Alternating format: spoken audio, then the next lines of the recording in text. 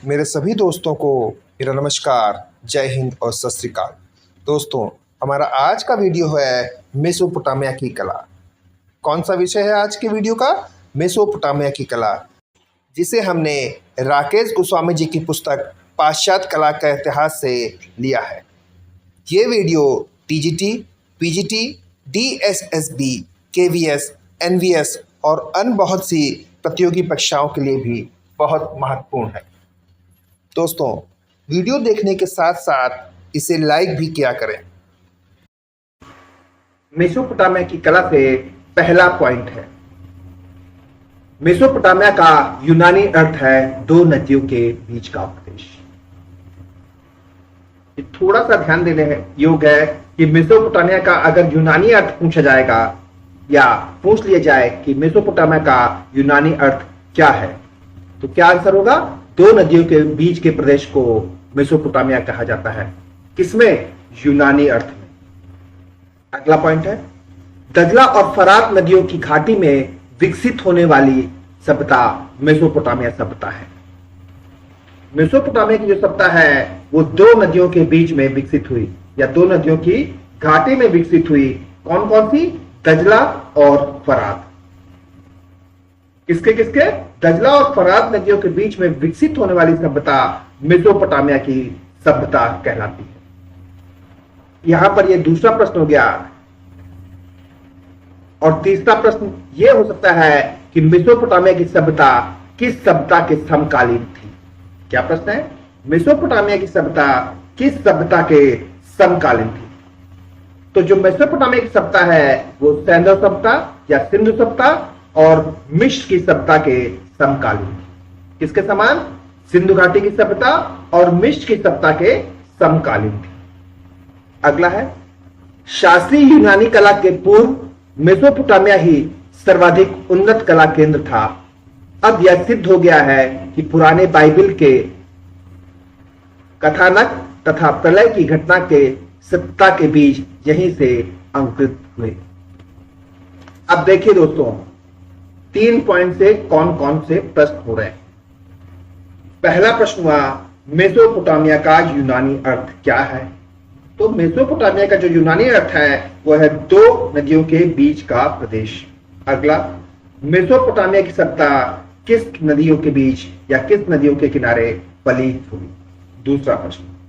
तो मेसोपोटामिया की जो सभ्यता थी वो दजला और फरात नदियों के बीच फली फूली। दूसरा प्रश्न। तीसरा प्रश्न यहीं से एक और बनता है कि दजला और फरात नदियों के बीच या घाटी में विकसित होने वाली सभ्यता का नाम बताइए। तो मेसोपोटामिया की सभ्यता। यह तीसरा प्रश्न हो गया। चौथा प्रश्न यह हो जाता है कि मेसोपोटामिया की सभ्यता किस सभ्यता के समकालीन थी? तो मेसोपोटामिया की जो सभ्यता थी वो सैंधव सभ्यता और मिस्र की सभ्यता के समकालीन थी। इसमें कोई भी ऐसा पॉइंट नहीं है इतनी विस्तृत में जो मैंने समझाया ना हो। बिल्कुल आपके दिमाग में छप जाना चाहिए। यह प्रतिमा दोस्तों गुड्डी की प्रतिमा है जो मेसोपोटामिया से प्राप्त हुई थी। कहां से? लागाज से, जो आधुनिक इराक है। किसकी प्रतिमा है? गुड्डी की प्रतिमा है, प्रस्तर से बनी हुई है और मेसोपोटामिया से प्राप्त हुई थी। और ये अगर पूछे कब की है तो 2144 से 2124 ईसा पूर्व की है। और गुड्डी की प्रतिमा अब कहां संग्रहित है? तो लुव्र संग्रहालय या लुव्र म्यूजियम पेरिस में संग्रहित है।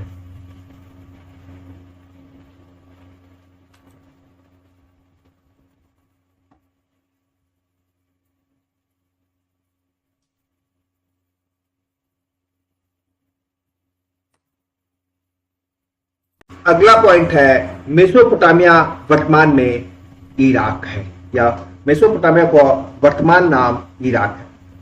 एक प्रश्न यहां से भी बन सकता है कि मेसोपोटामिया का वर्तमान में नाम क्या है?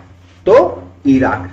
अगला है, सुमेरिया, अक्कद, बेबीलोनिया, असीरियन तथा कैल्डियन सभ्यताएं यहीं पनपी। एक प्रश्न यहां से भी बन सकता है कि सुमेरिया, अक्कद, बेबीलोनिया और असीरियन सभ्यताएं कहां से पनपी? तो यहीं से पनपी थी।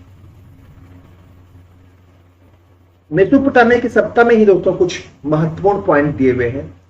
विश्व की सबसे पुरानी सभ्यता मेसोपोटामिया की सभ्यता मानी जाती है। यह प्रश्न पूछा जा सकता है कि विश्व की सबसे प्राचीन सभ्यता कौन सी मानी जाती है? तो किसे मानते हैं? मेसोपोटामिया की सभ्यता। कुम्हार के चाक का सर्वप्रथम प्रयोग कहां पर हुआ? यह दूसरा प्रश्न हो सकता है कि कुम्हार के चाक का प्रयोग सर्वप्रथम कहां हुआ या किस सभ्यता में हुआ? तो कुम्हार के चाक का प्रयोग सर्वप्रथम मेसोपोटामिया में हुआ था। कहां हुआ था? मेसोपोटामिया में।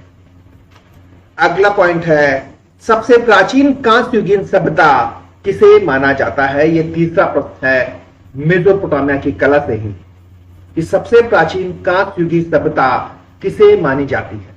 तो सबसे प्राचीन कांस्य युगीन जो सभ्यता है वो मेसोपोटामिया की सभ्यता को माना जाता है।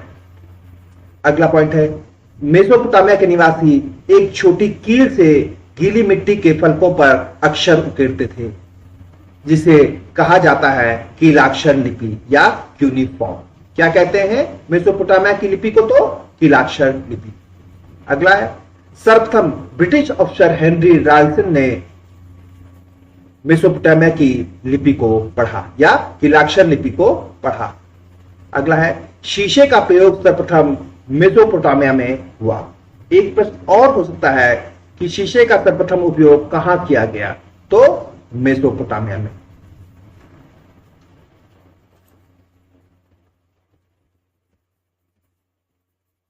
अगला पॉइंट है, लेखन पद्धति का विकास सर्वप्रथम मेसोपोटामिया के निवासियों ने किया। किसका विकास?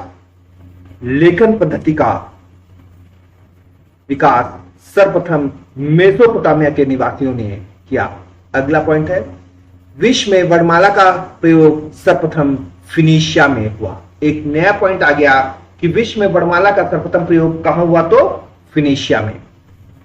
अगला पॉइंट है, पांचांग का आविष्कार भी मेसोपोटामिया में हुआ था। कहां हुआ था पांचांग का आविष्कार? मेसोपोटामिया में। मेसोपोटामिया का इतिहास किसने लिखा? एक प्रश्न और हो सकता है दोस्तों, साथ में ये इंपॉर्टेंट पॉइंट भी है और प्रश्न भी हो सकते हैं कि मेसोपोटामिया का इतिहास किसने लिखा था? मेसोपोटामिया का जो इतिहास लिखा था वो बेबीलोन के पुरोहित बोरोसोस ने लिखा था। किसने लिखा मेसोपोटामिया का इतिहास? तो बोरोसोस। अगला पॉइंट है, यहां का प्राचीन नगर उर है, जिसे इब्राहिम का नगर भी कहा जा सकता है या इब्राहिम का नगर भी कहा जा सकता है। तो दोस्तों एक पॉइंट यहां से और हो गया कि मेसोपोटामिया का प्राचीन शहर कौन सा है? तो उर। और मेसोपोटामिया के उर शहर को क्या कहा जाता है? मेसोपोटामिया के उर शहर को क्या कहा जाता है? तो क्या कहते हैं? इब्राहिम का नगर। अगला पॉइंट है, मेसोपोटामिया सभ्यता की खोज सर लियोनार्ड बुली तथा जर्मन पुराविद कोल्डवे ने की थी। यह विश्व की सबसे प्राचीन सभ्यता है जिसका समय 6500 से 500 ईसा पूर्व तक माना जाता है। मेसोपोटामिया सभ्यता की खोज किसने की? तो सर लियोनार्ड बुली ने और कोल्डवे ने। और यह विश्व की सबसे प्राचीनतम सभ्यता भी माना जाती है, जिसका समय है 6500 ईसा पूर्व से लेकर 500 ईसा पूर्व तक। अगला पॉइंट है, मेसोपोटामिया के सबसे प्राचीन अवशेष मुख्यतः भवनों एवं प्रतिमाओं के रूप में मिलते हैं। दोस्तों जो मेसोपोटामिया है उसके सबसे प्राचीनतम अवशेष कहां से मिलते हैं? तो मुख्यतः भवनों और प्रतिमाओं से या प्रतिमाओं के रूप में। सर्वाधिक प्राचीन भवनावशेष यहां के लोगों द्वारा पूजी जाने वाली चंद्रमा की देवी सिंध से संबंधित है।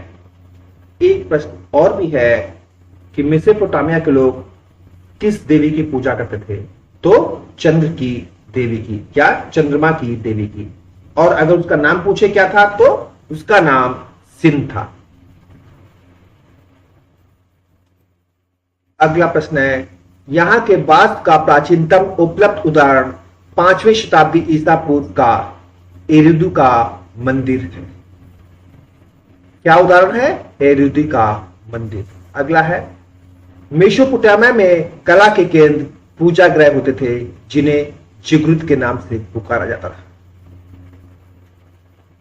यहां पर यह पॉइंट बन सकता है या प्रश्न बन सकता है कि मेसोपोटामिया की कला में पूजा ग्रह को क्या कहा जाता था। तो मेसोपोटामिया की जो कला थी उसमें पूजा ग्रह को जिगृत कहते थे। और दूसरा पॉइंट यह बन गया कि जिगृत किसे कहा जाता था। क्या पॉइंट बन गया? मेसोपोटामिया की कला में जिगृत किसे कहा जाता था। तो जिगृत जो है वो पूजा ग्रह को कहा जाता था। अगला प्रश्न है, जिगृत का सुमेरी भाषा में अर्थ है पर्वत निवास। इनका निर्माण काल 2900 से 2350 ईसा पूर्व के मध्य का है। अगला पॉइंट है, मेसोपोटामिया में सुमेरियन युग के सीढ़ीदार पिरामिडों के आकार वाले पूजा ग्रह को ही जिगृत कहा जाता था। सुमेरियन ईंटों से निर्मित पर्वताकार ढांचा बनाकर उस पर देव स्थान बनाते थे। ये फोटो दोस्तों मेसोपोटामिया यानी इराक पूर्व का महान जिगृत की है जो 2100 वर्ष ईसा पूर्व का है। कब का है? 2100 वर्ष ईसा पूर्व का महान जिगृत जो उर्स शहर का है। एक देखिए ढांचा बनाया है, दोनों तरफ सीढ़ियां बनाई गई हैं। अगला पॉइंट है, मेसोपोटामिया में बेबीलोन के मीनार तथा झूलते हुए बाग किल्डिया के शासक नेबुकदनेस्सर के शासन काल में 6वीं शताब्दी ईसा पूर्व में बने। वर्तमान में ये हिल्ला बेबीलोन प्रांत इराक के अंतर्गत आते हैं। बेबीलोन के झूलते हुए बाग की गिनती प्राचीनतम विश्व के 7 आश्चर्यों में की जाती है। अगला है, मेसोपोटामिया में रंगीन ग्लेज्ड टाइलों का प्रयोग नव बेबीलोन शासक नेबुकदनेस्सर के समय भवनों निर्माण में हुआ। मेसोपोटामिया की कला संगीतात्मक क्या है? मेसोपोटामिया की कला में संगीतात्मक सौंदर्य भावना का जन्म असुर बनीपाल के शासन काल में हुआ था। एक पॉइंट यहां से भी है कि मेसोपोटामिया की कला में संगीतात्मक सौंदर्य भावना का जन्म कब हुआ? तो असुर बनीपाल के समय। अगला पॉइंट है, चापाकार ईंटों का प्रयोग मेसोपोटामिया में मेसिलिम काल के भवनों में हुआ था। चापाकार ईंटों का प्रयोग कब हुआ था? तो मेसिलिम काल के भवनों में हुआ।